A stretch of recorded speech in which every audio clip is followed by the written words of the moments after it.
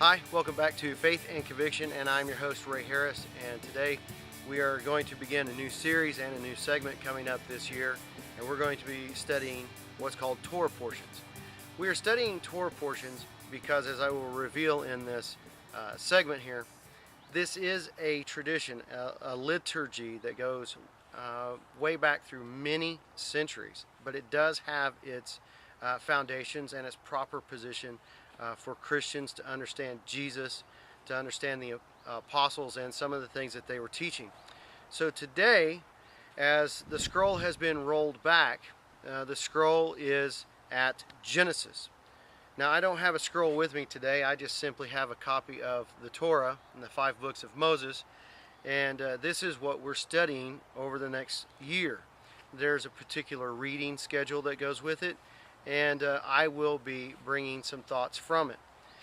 In this first year, as we're going through this Torah portion, I'm going to be focusing on the key word that starts each Torah portion, and I'll bring some thoughts from that key word. So today, we want to talk about the key word for Genesis, and the reading is Genesis 1:1 to chapter 6, verse 8.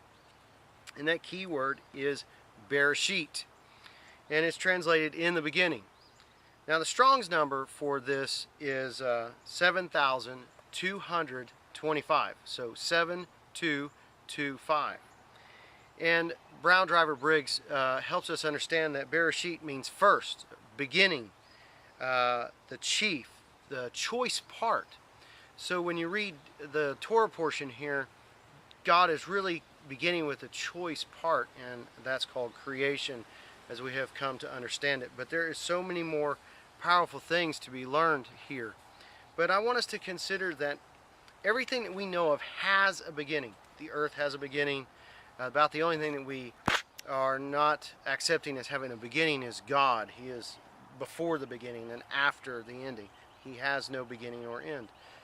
So it's very interesting. Now, as we go through all this, realize that I am not studying Torah without a messianic focus. We are using Messiah Jesus, Yeshua the Messiah, to study the Torah.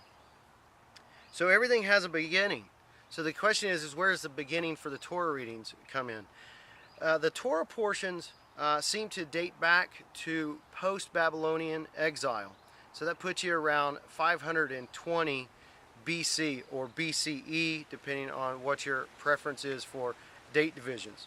So Ezra and Nehemiah find the scrolls, they're rebuilding the temple, they're taking care of things, they're refocusing on life for Judaism and the life for Israelites at that time period.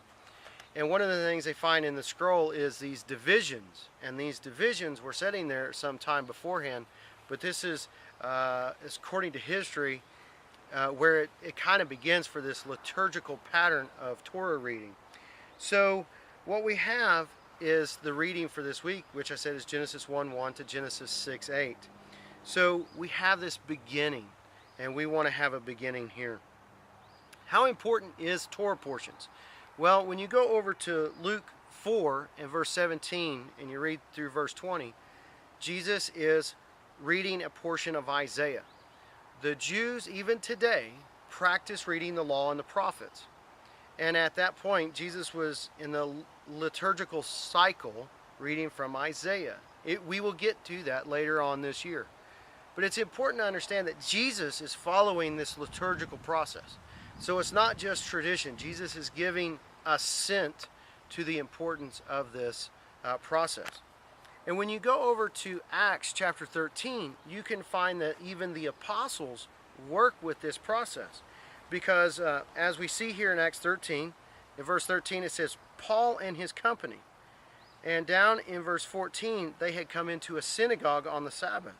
Now verse 15 says, after the reading of the law, which is the Torah, which is what we're talking about today, and the prophets, the rulers of the synagogue sent to them, saying, men, brethren, if you have a word of exhortation for the people, say on. Now this is actually very, very important.